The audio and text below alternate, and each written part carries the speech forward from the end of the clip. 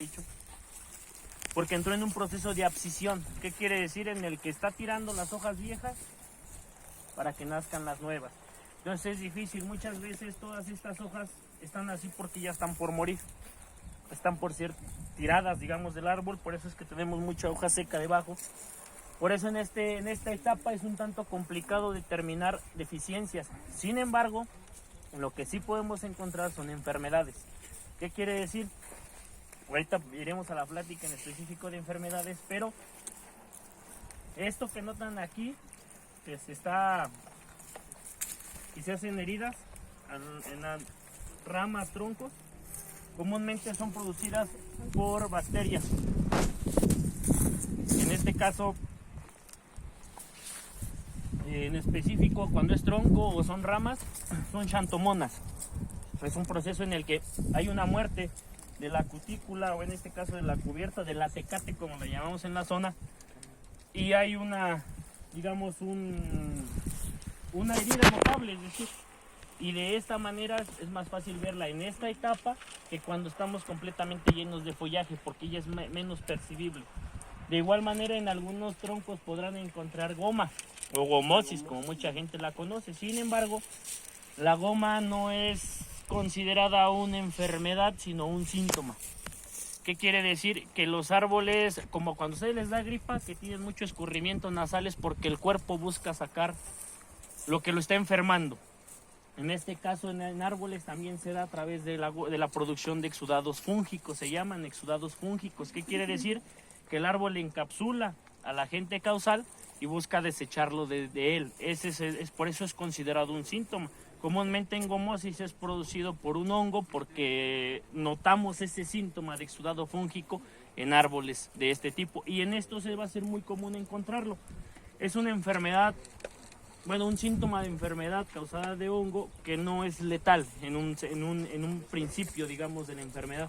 Por eso es que se hacen tratamientos preventivos. Nosotros siempre vamos a procurar prevenir que curar. Es más barato prevenir una enfermedad que curarla.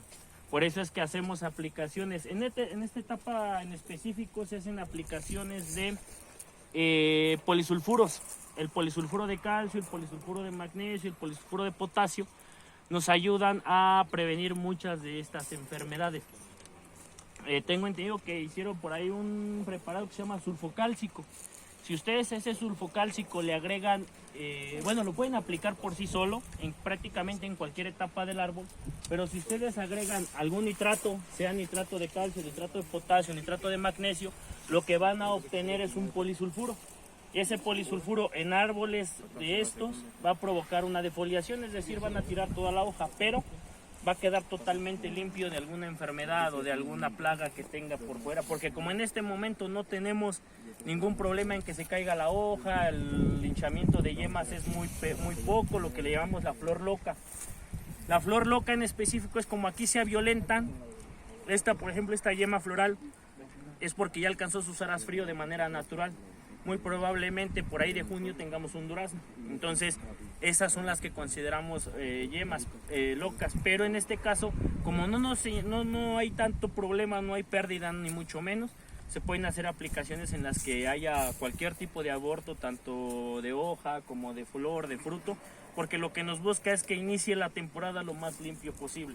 Por eso en esta etapa en específico va a ser un poco complicado que podamos identificar alguna deficiencia, porque todos ellos están entrando en una etapa de dormancia en la que todo el follaje está prácticamente muriendo para poder, digamos, relajarse o pasar a un proceso en el que se desestresa de manera natural el árbol para poder iniciar la siguiente. Este productor en específico no utiliza compensadores de frío. Aquí hace algo muy curioso que se llama someter a un estrés. Por ejemplo, no sé si algunos han escuchado del anillamiento en frutales o el anillamiento en aguacate. Lo que se provoca es un estrés. Ese estrés, que lo que hace de manera natural, todos los seres vivos lo que buscan es dejar descendencia. Por eso es que decimos, naces, creces, te reproduces y mueres. Todas las especies de manera natural ese es su proceso. Entonces, cuando nosotros hacemos un anillamiento, sea en frutales de hueso, sea en aguacate, sea en cualquier otro que produzca fruta, ¿qué es lo que estamos haciendo? Casi medio matándolo para que entre en una etapa de estrés y diga, antes de morirme tengo que dejar descendencia.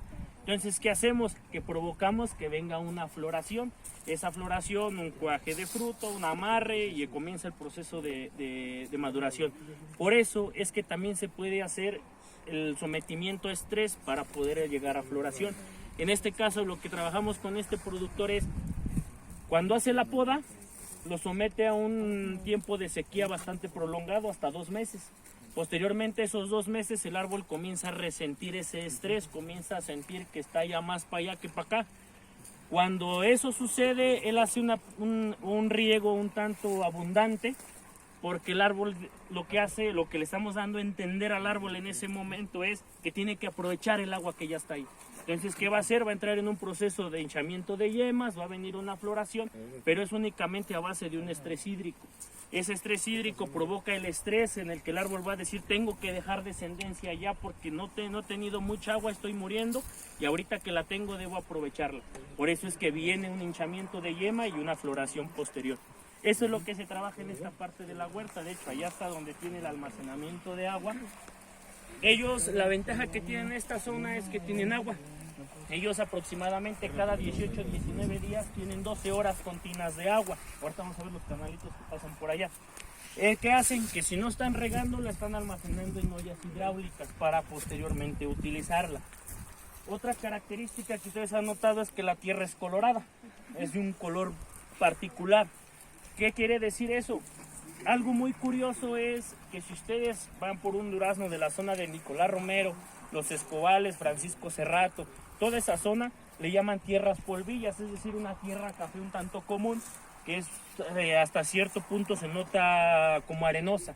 A diferencia de esta, que la peculiaridad es que tiene muchos micronutrientes o muchos minerales mínimos, que lo que nos va a dar es que tiene una mayor vida de anaquel. ¿Por qué?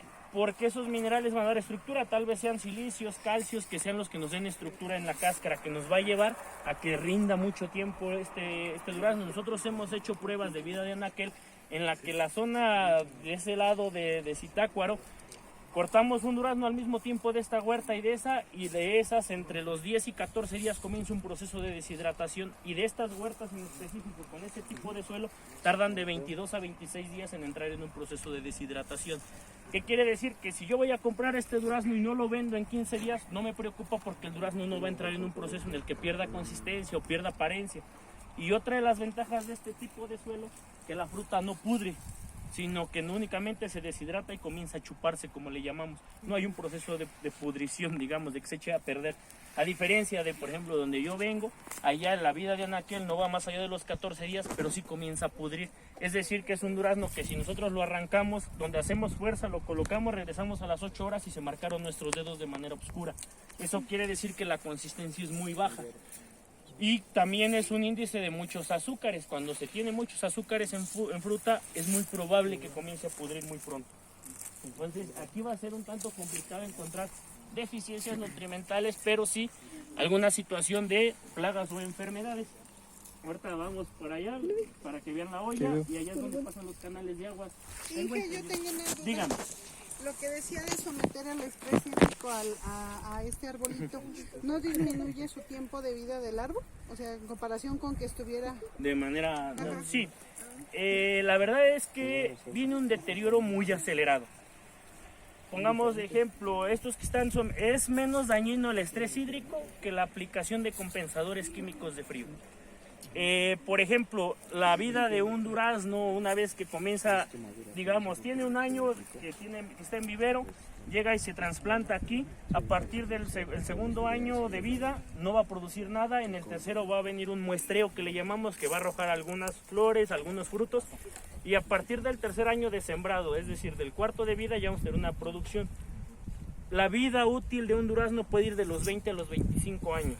Pero a través de esta producción forzada, porque es una producción forzada, ya sea por compensadores químicos de frío o por estrés o ser sometidos a estreses, podemos reducirla a 15 años de producción únicamente.